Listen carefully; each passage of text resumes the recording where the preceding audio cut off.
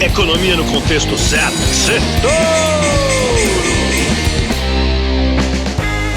Boa noite, Brasil, ouvintes da Jovem Pan.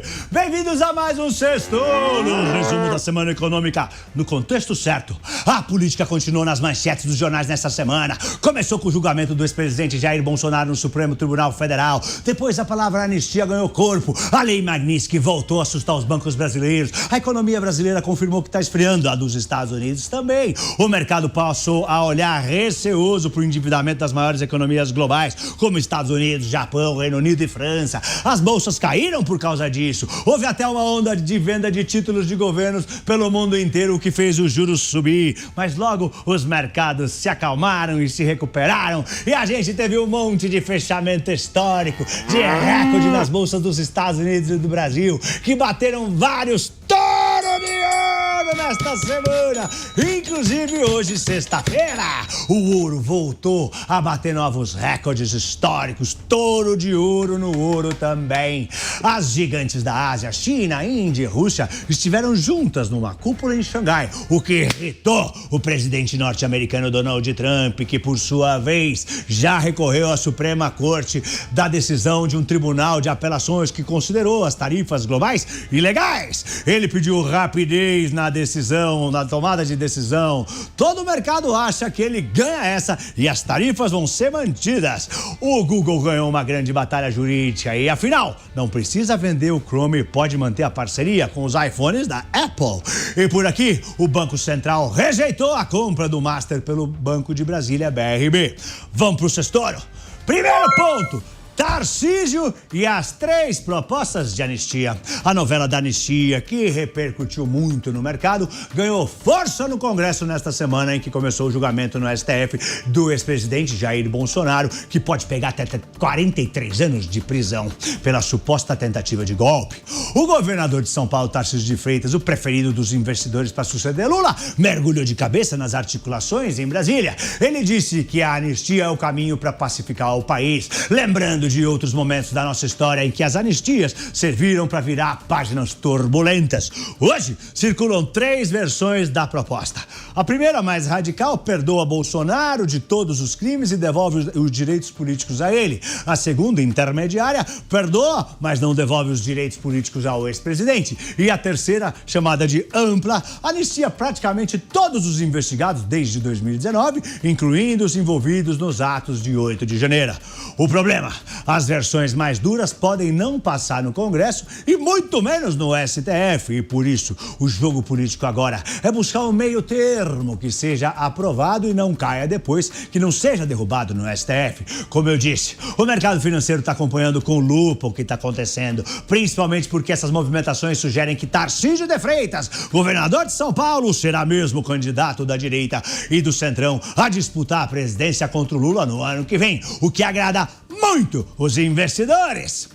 Pibão, pibinho. Tudo isso em 3 meses. No primeiro trimestre, o Brasil era o segundo país que mais crescia no mundo. Agora, com um avanço de apenas 0,4% no PIB do segundo trimestre, caiu para a 32ª posição entre os 55 países no ranking da Austin Ratings, né? Entre os 55 países, qual que cresce mais? Bom, o Brasil está em 32ª posição. Uma desacelerada daquelas. O resultado reflete o fim do efeito da super safra do agronegócio, que turbinou os números no começo desse ano. É o agronegócio que sempre carrega o Brasil nas costas. Sem esse empurrão dos nossos irmãos do agro, a economia perdeu força.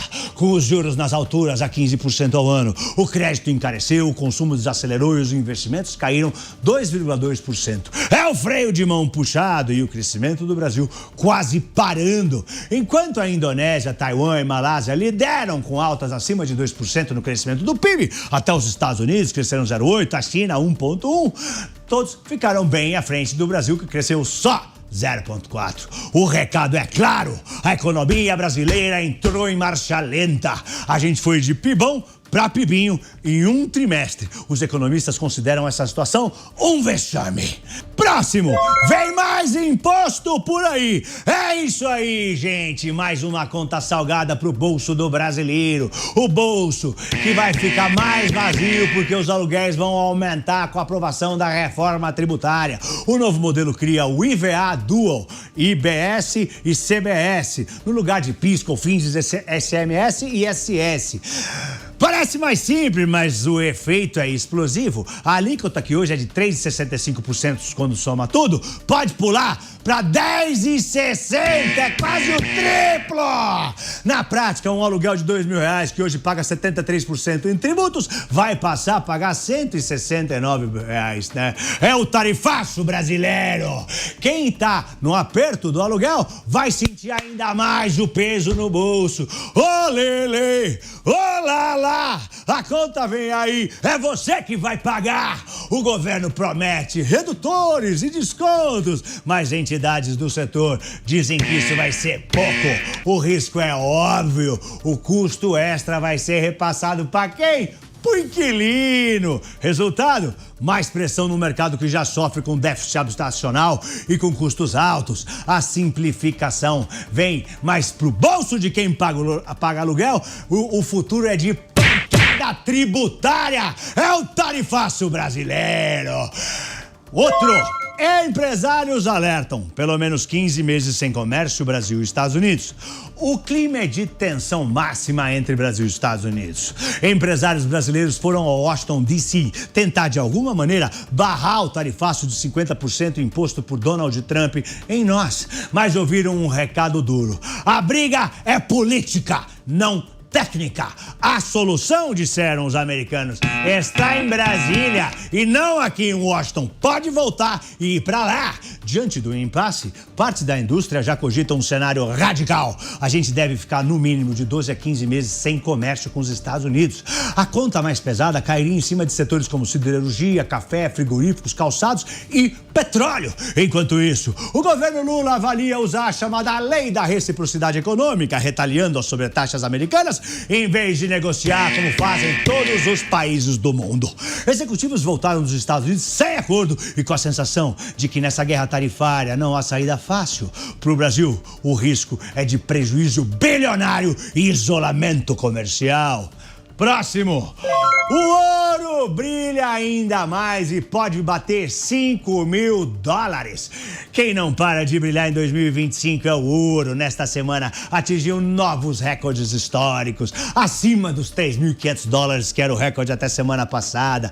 Tá $3.550 a onça, acho que é o novo recorde. Investidores estão buscando refúgio no metal precioso em meio a riscos políticos persistentes. O cessar-fogo entre a Rússia e a Ucrânia não avança. E também preocupações com a independência do Banco Central americano e também com as incertezas tarifárias de Trump depois que ele levou o tom contra a Índia. Ao mesmo tempo, a expectativa de corte de juros nos Estados Unidos desvaloriza o dólar, o que liga o turbo no ouro. Saiu um relatório do Goldman Sachs bastante otimista. Os analistas acreditam que a cotação do ouro no cenário base pode ir para $4.000 até meados de 2026. Mas se a independência do Banco Central americano for danificada, o ouro pode saltar para $5.000 a onça. Neste ano, o ouro já galgou 30%. Para chegar em $5.000, falta escalar outros 40%.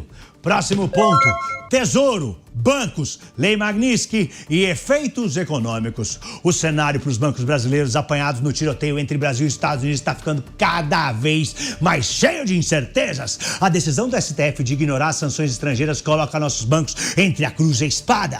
Se cumprirem as exigências dos Estados Unidos, enfrentam a justiça brasileira. Se seguirem o que Brasília manda, podem tomar multas milionárias e perder acesso ao sistema financeiro global. Mas se vierem as sanções dos Estados Unidos, podem bater direto no bolso do brasileiro. Fuga de capitais, o estrangeiro fica desconfiado e saca o dinheiro daqui. E isso pressionaria o dólar, que pode ir para as alturas, que por sua vez pressionaria a inflação, que pode disparar de novo, que vai pressionar o Banco Central e podemos ver os juros ainda mais altos dos 15% que estão agora, o que acarretaria em menos consumo, o que pode gerar até desemprego. Em outras palavras, existe o risco real de uma crise econômica em cadeia se os bancos não seguirem as exigências da Magnitsky. Essa incerteza arranha a credibilidade do Brasil no exterior, afasta investimentos de fora de longo prazo e deixa o país mais vulnerável em meio à guerra tarifária e às tensões globais. No fim, o recado do mercado é um só: brincar com as sanções internacionais pode custar caro, muito caro. Aliás, nessa semana o Tesouro Americano questionou os bancos brasileiros, os grandes bancos, sobre o cumprimento das sanções pela lei Magnitsky. É que os Estados Unidos mandaram acabar com as contas bancárias dos cartões de crédito do ministro do Supremo Tribunal Federal, Alexandre de Moraes, alegando que ele violou direitos da liberdade de expressão e os direitos humanos ao autorizar prisões arbitrárias, como a do ex-presidente Jair Bolsonaro.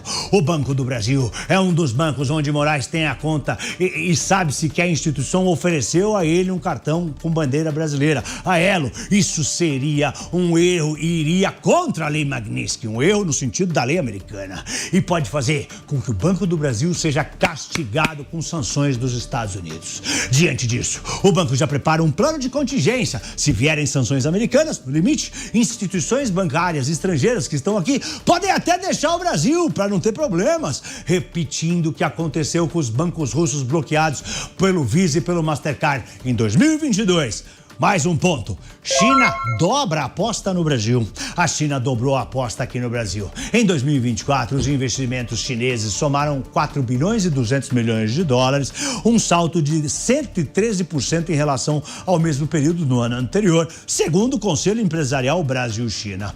Com esse avanço, o Brasil foi o terceiro maior destino de investimentos chineses no mundo e o primeiro entre os países emergentes. Só no primeiro semestre de 2025 já entraram mais de 2 bilhões e 200 milhões de dólares por aqui, ritmo que deve bater um novo recorde até o fim do ano. E não é só em petróleo e energia, não. Os chineses estão diversificando e têm entrado em tecnologia, carros elétricos, indústria, energia renovável, solar e eólica.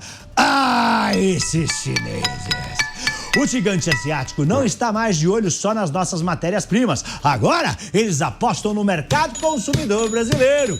E para a semana que vem, vai ter inflação nos Estados Unidos, vai sair a inflação no Brasil e na China também, além de decisão de juros pelo Banco Central Europeu. Eu sou Pablo, boa noite e um lindo fim de semana em família. Oi, Torinho!